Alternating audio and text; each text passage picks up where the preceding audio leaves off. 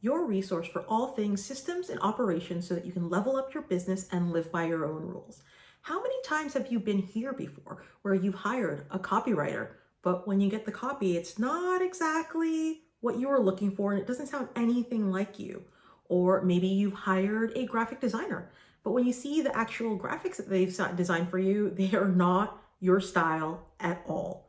Or what about how many times have you hired a web designer, but when you see the website, it's not on brand at all, right? This happens all the time. And a lot of times my clients will come to me and say, hey, it is actually impossible to have a great experience with a creative resource. And they're like, yeah, Diane, I know you're all about systems, but this is the one place where you can't systemize your team.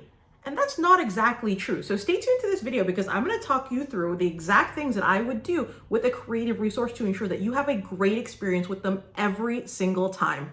All right, so you did the thing, right? You hired a resource to maybe take over your copywriting or write your captions for you or create graphics or videos or redo your website.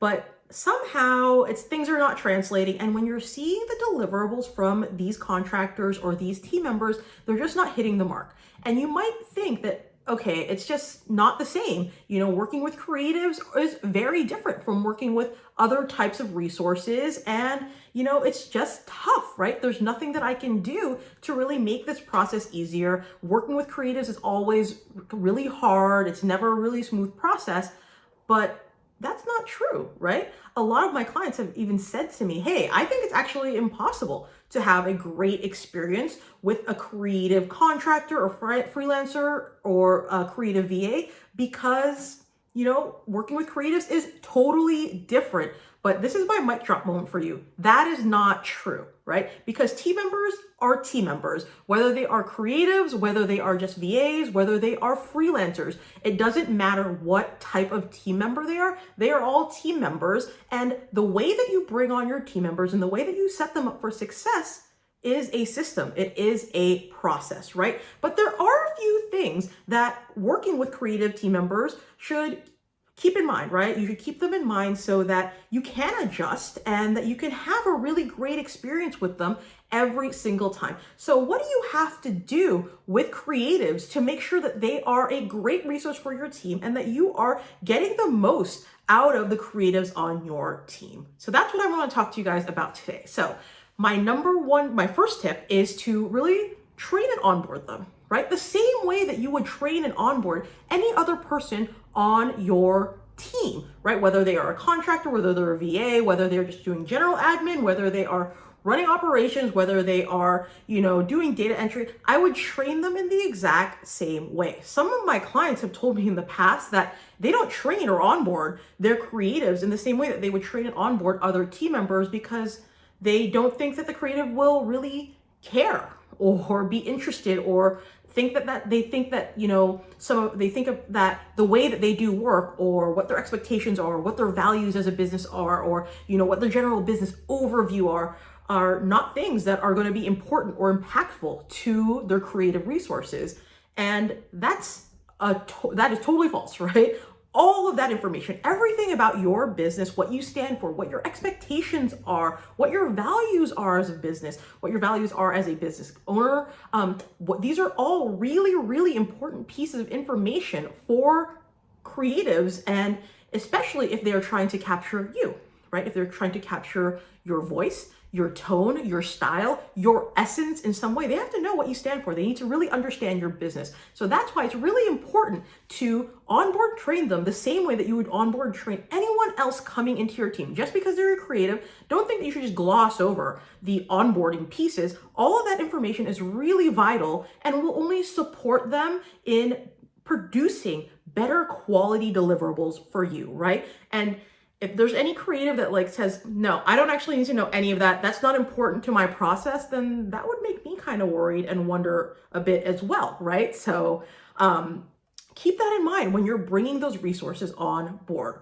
So my second tip for having a great experience with a creative resource is to get your creative files in order, right? Get all of your creative materials in order. And it's not just your logo and your brand colors or the fonts that you like to use. Those are important. important too, but I'm talking about your creative specifications, right? What are your creative framework materials? Things like your voice guide, your creative like content formula, right? What's your caption formula? What's your style guide? What's your image parameters? What are the things that you like to see, hear, sound like, read when people are producing content for you? All of these pieces of information are the parameters around what the creative produces for your business, right? And it takes a lot of time, but the reason why the creative is probably not hitting the mark is because one, you haven't done step one, right? You haven't been clear about what your business stands for and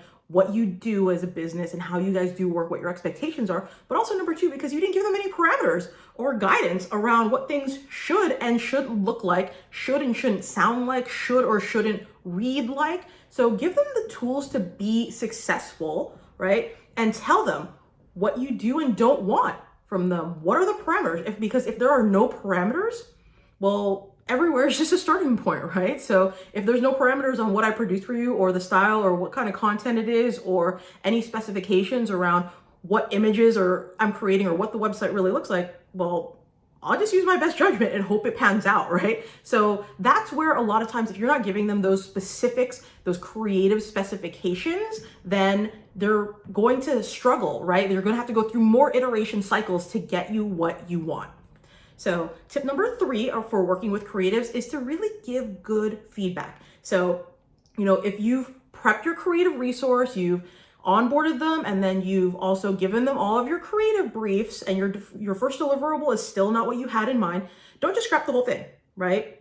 The resource type doesn't matter. Even if they're the best trained VA or the best trained contractor in the world, and they've had tons of success before you, and they've worked with 1 million people before you, they still need feedback to be successful. So give them good feedback and give it to them often and give it to them early on so they can actually improve and start to bring you deliverables or create things for you that are on target, right? I've had many times where, or think about yourself, like how many times have you thought, this isn't exactly right, or I don't really like this, but you didn't specify exactly wasn't right, exactly what you didn't want or didn't like, and what they should be doing instead, right? Specific feedback should be specific. It should have examples. It should say what you do or do not like, what you want instead, and an example of what it is that you do want so that they can start to integrate that into their next round of deliverables. That's how you give good feedback that will ensure that your creative can actually progress and start to deliver things to you that are in line with what you want to see.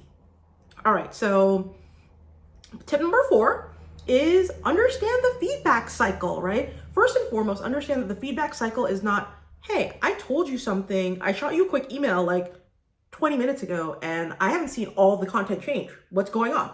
That is not a good feedback cycle.